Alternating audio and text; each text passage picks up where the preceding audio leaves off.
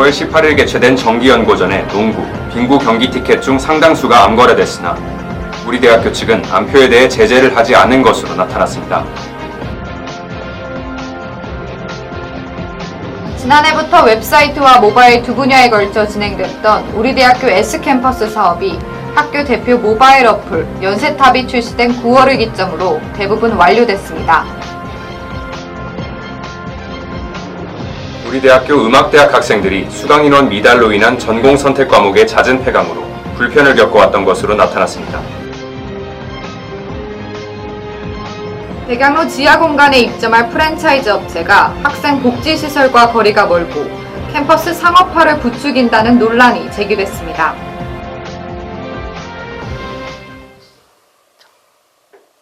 연세인 여러분 안녕하십니까? 이번 학기 처음 인사드리는 YBS 뉴스 김도영. 나수현입니다. YBS 보도부는 연세인이라면 알아야 할 뉴스를 전해드리기 위해 최선을 다하고 있습니다. 한 달에 한 번 선보이는 YBS 뉴스에 많은 관심 부탁드립니다. 9월 한 달은 정기연고전의 열기로 정말 뜨거웠습니다. 그런데 상대적으로 경기장이 작은 빙구와 농구 종목의 티켓팅은 올해도 역시 쉽지가 않았는데요. 화려했던 2015 정기연고전의 이면에 감춰져 있던 암표 매매 문제를 류희지 기자가 취재했습니다. 정기연고전을 앞둔 지난 17일 1호학번 새내기 그룹 페이스북 페이지에 올라온 글들입니다. 많은 학생들이 티켓제로 운영되는 경기 암표를 매매하고 있는 겁니다. 정기연고전의 야구, 럭비, 축구는 전 학생이 티켓 없이 관람할 수 있지만 경기장의 수용 인원이 훨씬 더 적은 농구와 빙구의 경우 티켓팅에 성공해야만 경기를 관람할 수 있습니다. 빙구와 농구 티켓팅에 실패한 일부 학생들이 적절치 않은 방법으로 티켓을 구하고 있는 겁니다. 취재진이 조사한 결과 연고전을 앞둔 9월 15일부터 18일 사이 1호학번 새내기 그룹 페이스북 페이지엔 200개가 넘는 티켓 매매 글이 올라왔습니다. 대형 포탈 중고거래 사이트와 세언넷을 통해서도 상당수의 암표가 활발하게 거래되고 있었습니다. 이렇게 매매된 표의 거래가는 보통 2만원에서 3만원대, 최대 7만원까지의 거래가도 쉽게 발견할 수 있었습니다. 그렇지만 이 티켓들은 원래 무료로 배부된 것으로 알려졌습니다. 공짜 티켓이 7만원을 호가하는 고가 티켓으로 둔갑한 겁니다. 이와 같이 암표를 매매하는 행위는 경범죄 처벌법 제3조에 반하는 엄연한 위법 행위인 것으로 밝혀졌습니다. 6만원에 총 4장 정도 샀습니다. 그리고 양도글은 하나도 안 올라오고 판매글만 올라와서 암표를 구할 수밖에 없는 상황이었습니다. 고려대학교 응원단에선 중고거래 사이트에 매물로 올라온 티켓을 역추적하는 방식으로 암거래를 적발하고 암표 판매에 대한 경고를 한 바 있습니다. 그렇지만 우리 대학교의 경우 공공연하게 거래되는 암표에 대해 아무런 제재도 가하지 않은 것으로 알려졌습니다. 총학생회 요쪽 학생들이 그 사실을 인지를 하고 좀 조치를 취하려고 했었는데 적발을 해도 어떤 강제 수단이 없어서 일단 조치를 그 당시에는 못했다고 하더라고요. 앞으로는 좀 총학생회랑 좀 같이 좀 얘기를 해서 이런 암표라든지 이런 상황에 대해 우리 대학교 학생들은 익명 페이스북 페이지를 통해 연고전 경기 티켓팅이 언제부터 용돈벌이가 되었냐라며 비난의 목소리를 높이고 있습니다. 50년 전통을 자랑하며 두 학교를 대표하는 행사 연고전. 학생들의 보다 성숙한 시민의식 함양과 학교 측의 철저한 암표 관리를 통해 논란 없는 양교 화합의 장으로 거듭나길 기대해봅니다. YBS 뉴스 류희지입니다. 이제는 학생증을 갖고 있지 않아도 전자출결이 가능해졌습니다. 학교가 작년 11월부터 추진한 S캠퍼스 사업의 일환으로 연세탑 어플리케이션을 출시한 건데요. 이외에도 새학기 시작과 함께 정보 시스템이 여러모로 개편됐는데 아직 모르시는 분들 있으시죠? 변문우 기자가 알아봤습니다. 이젠 우리 대학교 공식 어플인 연세탑을 통해 모바일 학생증부터 전자출결, 그리고 도서관 좌석 배정 등 여러 기능들을 사용하는 것이 가능해졌습니다. 우리 대학교의 S캠퍼스 구축 사업은 크게 웹사이트와 모바일 두 분야에 걸쳐 작년 11월부터 진행된 캠퍼스 규모 정보 시스템 구축, 개편 사업입니다. 먼저 웹사이트 분야에서 개편된 점을 살펴보면 기존의 대표 홈페이지와 Y색, 학사 포탈, 연세 메일, 그리고 학술정보원 홈페이지가 모바일 어플과 쉽게 연동될 수 있도록 그 기능과 디자인 면에서 개선됐습니다. 이전보다 약간 한눈에 들어오는 점이 확실히 좋았어요. 이게 찾아볼 수 있는 내용이 제가 원하는 대로 그대로 들어갈 수 있는 점에서 확실히 좋아졌다고 생각합니다. 다음으로 모바일 분야에서 개편된 점을 살펴보면 지난 학기에 출시된 모바일 학생증 시스템에 이어 푸시 알림 기능의 Y링크, 전자출결 기능의 Y어텐드, 도서관 좌석 배정 기능의 MySeat, 셔틀버스 위치 확인과 예약 기능의 Y버스 어플 등이 단계별로 출시됐습니다. 이 어플들은 지난 9월 1일 출시된 대표 모바일 어플 연세탑으로 연동돼 각 어플들을 따로 찾지 않아도 하나의 대표 어플을 통해 손쉽게 실행시킬 수 있습니다. 이렇게 어플들의 징검다리 역할을 하는 동시에 연세탑은 대표 홈페이지와 연세공감, Y색, 학사포탈, 그리고 학술정보원 등의 홈페이지들도 모바일 웹 형식으로 연동시켜 홈페이지 간 징검다리 역할을 겸하고 있습니다.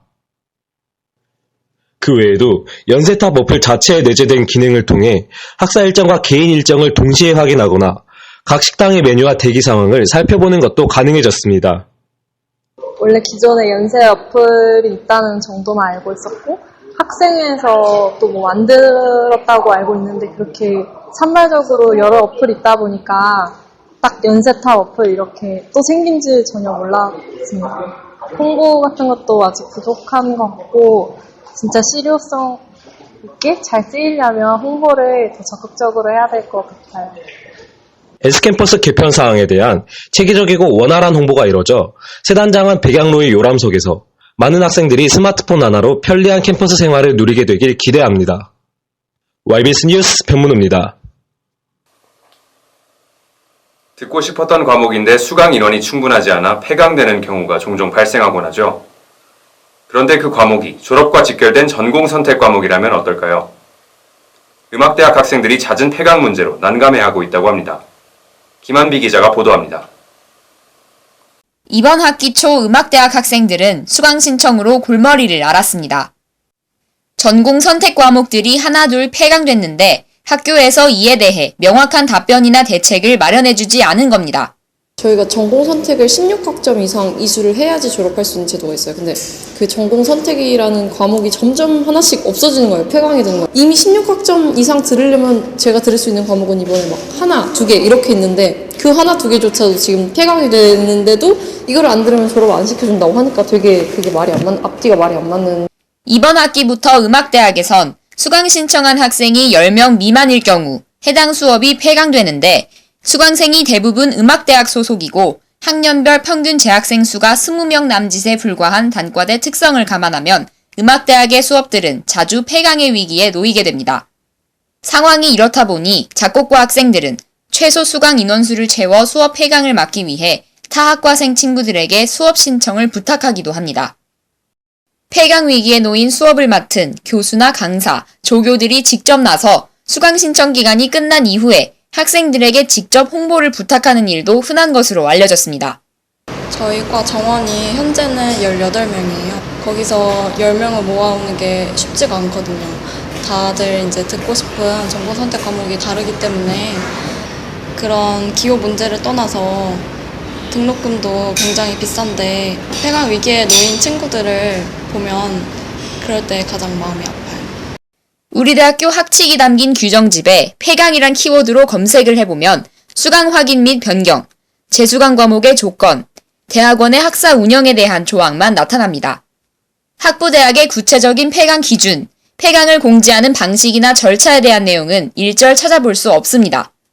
폐강에 대한 기준은 자주 바뀔 수 있는 상황이라 규정화시키진 않았고 통장 내부 결제로 문서로 해서 각 단과대학이나 학과에다 안내해주고 졸업 요건인 수업의 폐강으로 인해 피해를 보는 학생들에 대한 학교 측의 공식적인 대안은 없는 상태입니다. 작곡과 1, 1학번 김진아 씨는 지난 8일 우리 대학교의 폐강 규정에 대한 조사를 위해 부모님과 함께 교육부에 민원을 제기했습니다.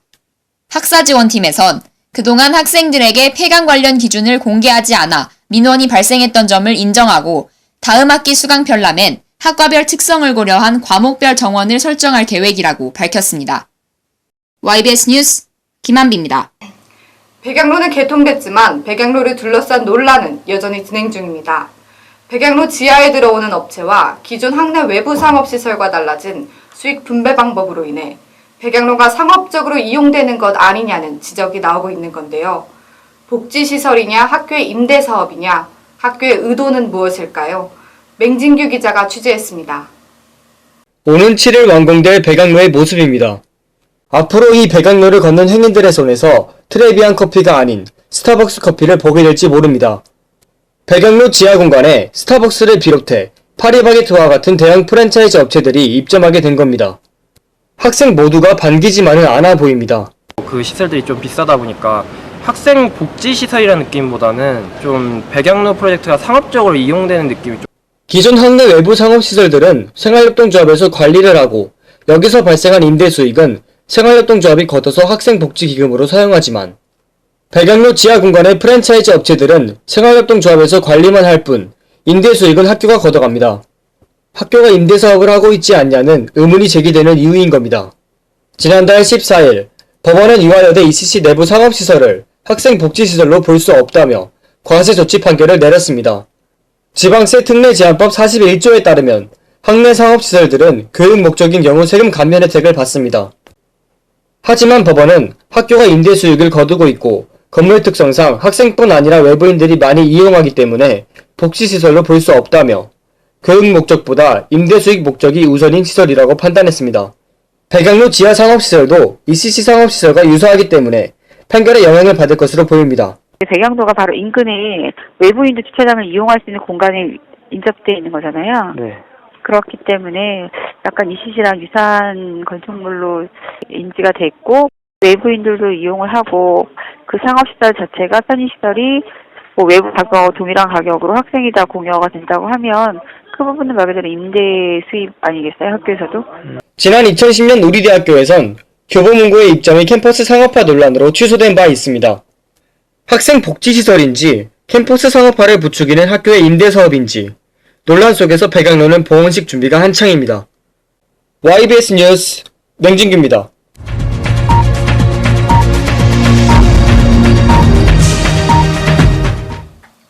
YBS 뉴스 첫 번째 단신입니다. 10월 7일 우리대학교 정문에서 백양로 재창조 봉헌식이 열렸습니다.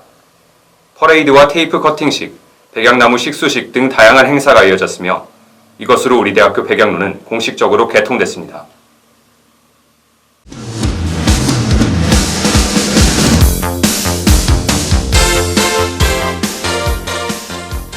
(2015학년도 2학기 분할납부 2차 납부가 오는 8일부터 12일까지 진행됩니다.